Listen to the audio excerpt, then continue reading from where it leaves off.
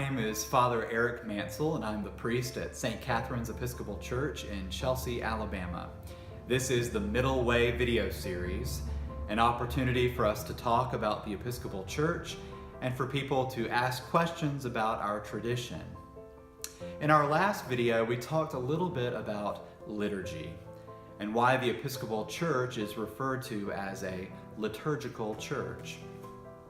I mentioned that our worship services are provided for us in resources that have been approved by the National Church, the primary one being the Book of Common Prayer. In this video, we're going to take a brief look at the prayer book and talk a little bit about why it's so important to Episcopalians. You might say that Episcopalians are people of a book, not just the Bible, but also this book, the Book of Common Prayer. You might be wondering, why is it called the Book of Common Prayer and not just the Book of Prayer?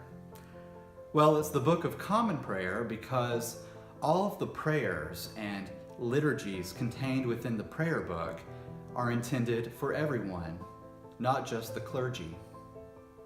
It's also called the Book of Common Prayer because it's written in our native language so that everyone can understand it. The prayer book is a part of our identity as Episcopalians, and it's something that unifies us with other Anglicans from around the world. It's part of what makes our tradition unique among other Christian traditions. While other churches might be unified because of a list of particular doctrines or beliefs, Episcopalians are first and foremost unified through the prayer book. The way that we worship is what unifies us. In fact, when you walk into any Episcopal church, the worship will most likely seem very familiar because every Episcopal church uses the Book of Common Prayer. The prayer book is more than just a collection of worship services, though. It actually shapes our understanding of who God is and how God is at work in our lives. For example, if you want to know what Episcopalians believe about baptism, all you have to do is open the prayer book and flip to the liturgy for baptism. This way of understanding our relationship with the prayer book and how it shapes our theology comes from an old Latin phrase, lex orandi, lex credendi, which means the law of prayer establishes the law of belief.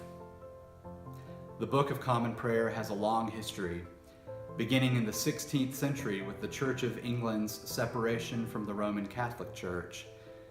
As Anglicanism spread from the Church of England to other parts of the world, including the United States, each province has adopted its own version of the prayer book.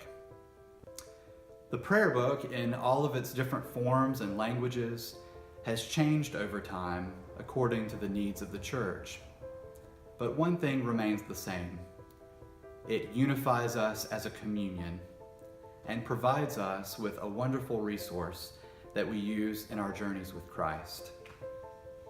There's a lot more that can be said about the history and content of the prayer book, and we'll continue to explore it in future videos.